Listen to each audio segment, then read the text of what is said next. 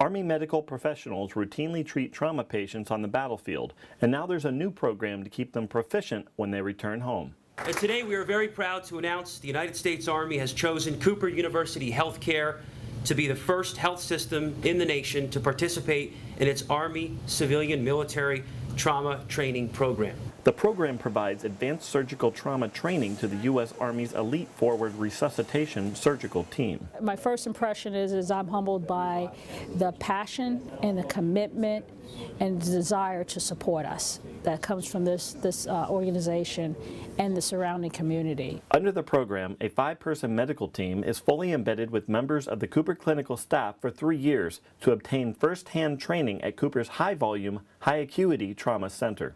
What Cooper's going to offer for us is the ability to maintain our clinical competencies, to train as a team. There's an opportunity for us to share in our culture and an understanding across our nation on what our military does. The U.S. Army Medical Command evaluated 15 Level 1 trauma centers.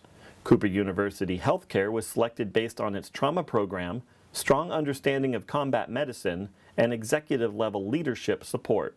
Cooper is our first, but it's the first of several in a plan to roll out where we partner across the United States with trauma centers that afford the similar opportunities that Cooper does.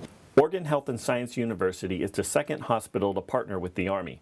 The Army Medical Command hopes to establish at least 10 trauma team training partnerships across the country.